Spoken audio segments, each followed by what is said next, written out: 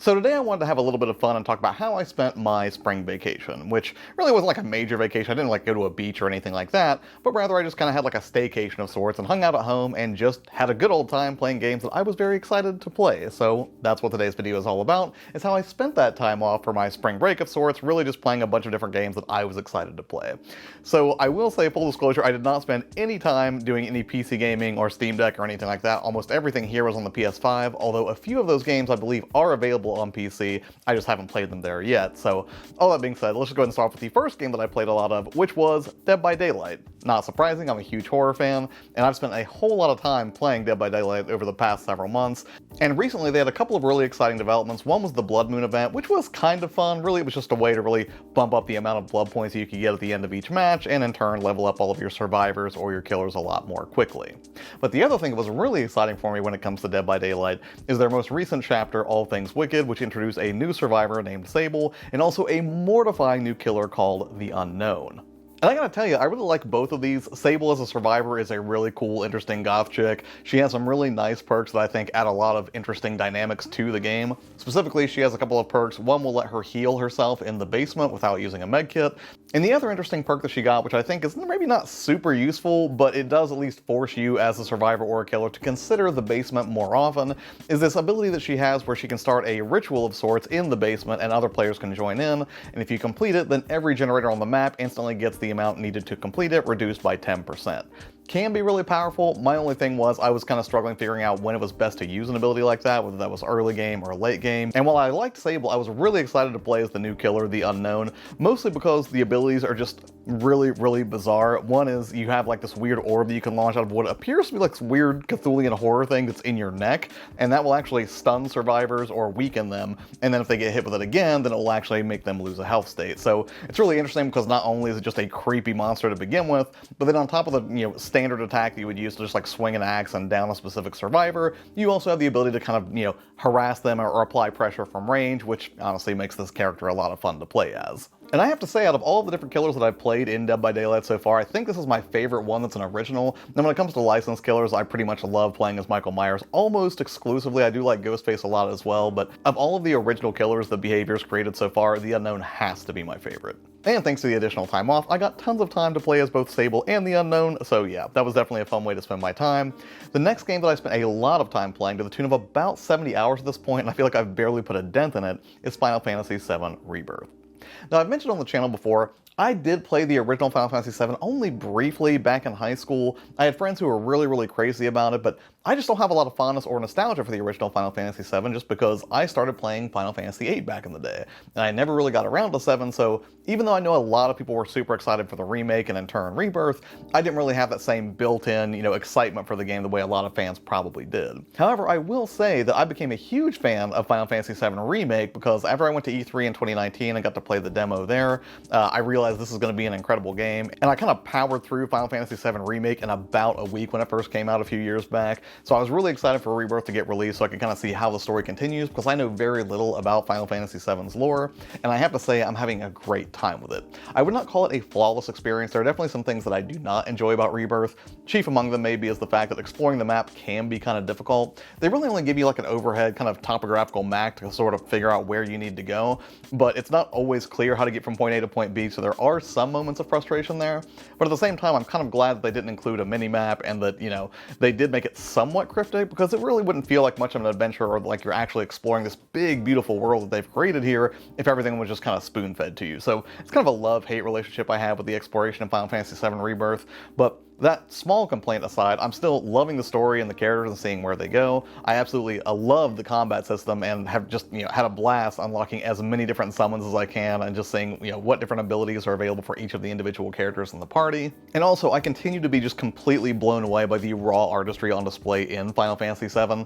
It is just shocking to me the gorgeous environments that they've created here, and it seems like every time I enter a new chapter, I'm incredibly excited, even if the aesthetics of the particular environment don't personally appeal to me that much. Like Cosmo Canyon, I just entered that chapter, I think about a day or two ago, and I would not say that's like visually like my favorite thing ever, but I know every time I enter a new area, they're going to show me something incredible, and sure enough, even in Cosmo Canyon, the area that, environmentally speaking, was not really my favorite, far enough into that chapter, I did see some pretty amazing stuff and cutscenes that I won't spoil here, but I will probably end up doing a full video on Final Fantasy VII Rebirth, probably in the next few weeks or something. So yeah, I played a fair amount of Dead by Daylight, a lot of Final Fantasy VII Rebirth, and this next one that I played really was only a few hours. I mean, it wasn't a full game, rather it was a demo, but I'll definitely be picking this game up, mostly because I know that my demo progress will carry over into it, and I love when companies do that, and that would be Stellar Blade.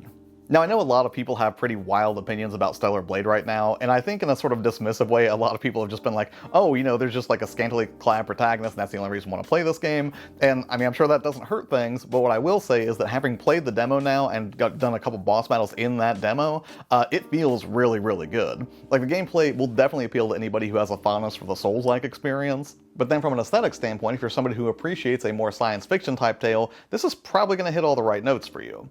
The combat is fast, fluid, and satisfying, and it seems like the deeper into the demo that I got, just the more interesting those mechanics became. And I know a lot of people want to say that it sort of feels like Dark Souls, or it feels like Neo, or it feels like Nier, or whatever, but for me I think it kind of reminded me of Scarlet Nexus. Maybe it's just like an aesthetic thing, but yeah, I definitely had those kind of vibes. Like, I'm not sure how much I'm going to dig the story in Stellar Blade, but the action and the creature design is definitely on point here. And just like Final Fantasy VII Rebirth, I'll probably do an expanded video on that demo experience, but it's out right now. If you're at all curious and you have a PlayStation 5, I would highly recommend that you download it and play it for yourself.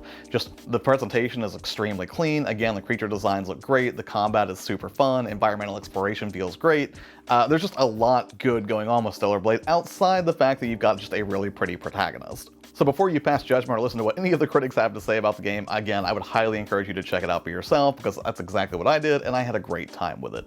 And finally, this last game is one that I thought I was going to end up buying on PC if I purchased it at all, and probably later on at a discount, but ultimately my buddy Brandon sort of convinced me that, you know what, I probably should go ahead and take the leap on this, and that was Dragon's Dogma 2. So when it comes to the original Dragon's Dogma, or actually now that I think about it, this might be like an enhanced version, Dragon's Dogma Dark Arisen, I started playing that on the Nintendo Switch a few years ago. I would say I got about 15 hours into it, and I really enjoyed what I played, but sadly it just sort of became, a victim of my backlog, as it were.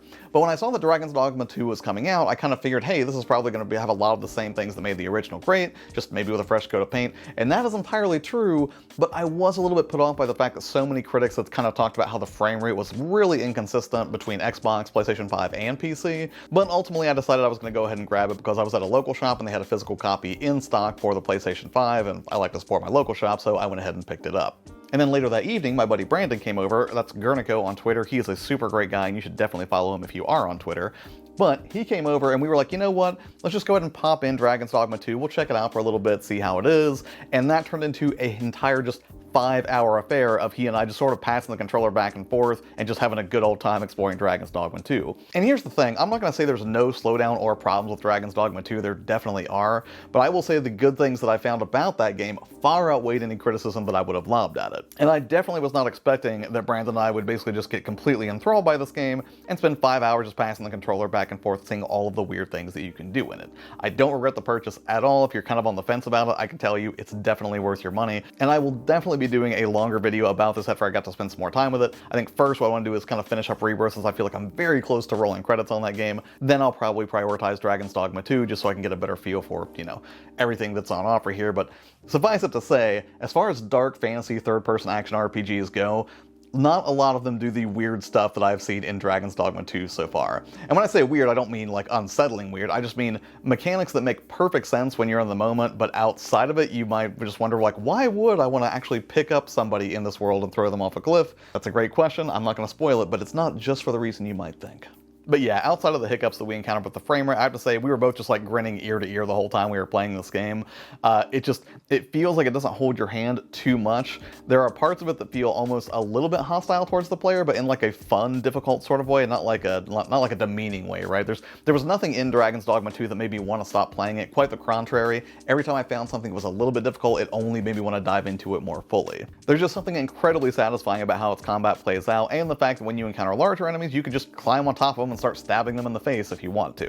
But yeah, long story short, if you were on the fence about Dragon's Dogma 2 like I was, mostly because of what you'd heard about its performance, I promise you, if you're not somebody who's an absolute purist, you're still going to have a really good time with it. At least I know I am. Alright, so that's all the games that I played during my spring break. Again, normally, historically, if I have ever taken a break, usually what I would do is kind of split that time into like, half of the time I would try to be productive with channel stuff, and the other half I would just, try to relax a little bit. But this time I was like, nope, I'm just going to relax the entire week and have a good old time with some games that I've been meaning to check out, and that is exactly what I did. Also, I did do some non-gaming stuff that was pretty fun too, right? Like I went and saw the new Ghostbusters movie and loved it, even though I'm hugely biased as a massive Ghostbusters fan. And also, AMC was doing a cool thing called Scream Unseen, where you basically chuck them $5, they kind of play a movie, but they don't tell you what it is, and you just have to watch a random horror movie. And for this, it ended up being a movie called Sting, which just came out, I believe. That was really, really good time about a alien spider that shows up in an apartment complex. I won't spoil much else beyond that if you're also a horror fan, but yeah. Long story short, I had a really, really fun spring break, and also thanks to all of you who were very cool with me taking a week off, just kind of chill out and, decompress a little bit. So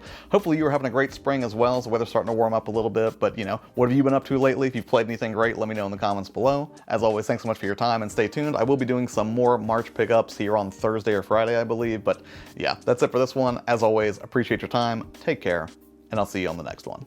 Bye.